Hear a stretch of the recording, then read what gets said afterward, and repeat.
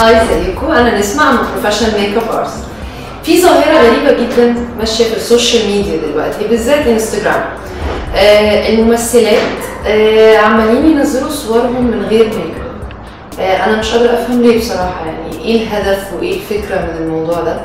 بغض النظر بقى عن انك حلوة او وحشة، دي مش مشكلتي، بس بتبقى كارثة اكتر بقى لما يكون في وشك مليان عيوب وباين قوي ان انت غير مهتمه تماما ببشرتك، وتقومي منزله صورتك من غير ميك اب بكل ثقه. عندنا انغام مثلا، انغام منزله ليها كام صوره كده، مش كتير بصراحه، بس صورتين ثلاثه كده ليها من غير ميك اب. اللي لفت نظري بقى فيها ان هي ما عندهاش رموش، وده ديفو رهيب يعني. فانت المفروض ان انت على الاقل تطلعي حاطه ماسكرا، حاطه كونسيلر علشان تداري الديفو ده، وفي الاخر هيطلع شكلك برضه ناتشرال. ونصيحه بقى مني ليكي، يعني اسالي الميك اب ارتست اللي معاكي او خبير التجميل اللي بيخلي باله على وشك على طريقه تخليكي تعتني شويه بالرموش دي. تاني واحده عندنا احلام بقى كارثه يعني بصراحه. انا ما اعرفش انت بتعملي في نفسك كده ليه بجد. يعني انت الصوره دي انت رحتي متصوراها وبصيتي فيها قلتي الله الصوره دي حلوه قوي، ورحتي منزلها على الانستجرام كمان، يعني مش طبيعي خالص. بلاش احلام لو سمحتي الموضوع ده خالص، يا ريت نوقفه، وهي موضه مش ظريفه يعني نهائي.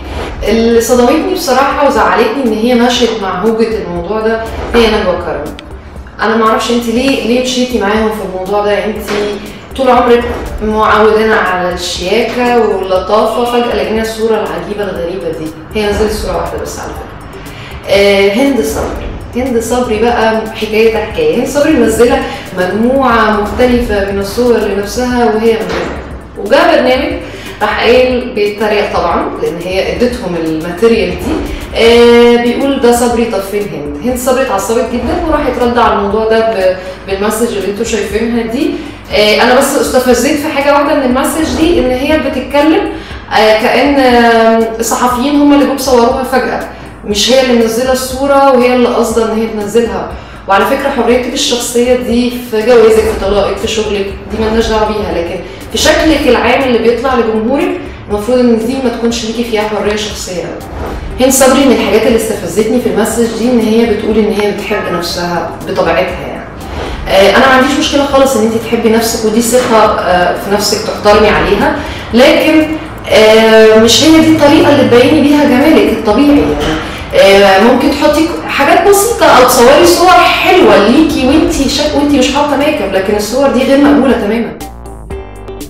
دي انا حداد زي ما بيقولوا كفت ووفت في الصور دي. مش هي دي الطريقه خالص اللي تظهري بيها بشكل كويس على السوشيال ميديا وانتي عندك فانز كتير جدا.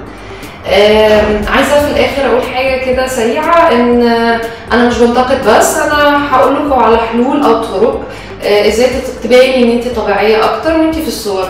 كل مطلوب منك هي حاجتين، حطي بس مجرد كونسيلر، حطي ماسكرا خفيفه جدا، حطي بلاشر، هتباني فيري ناتشرال وهتباني كأنك طبيعيه جدا.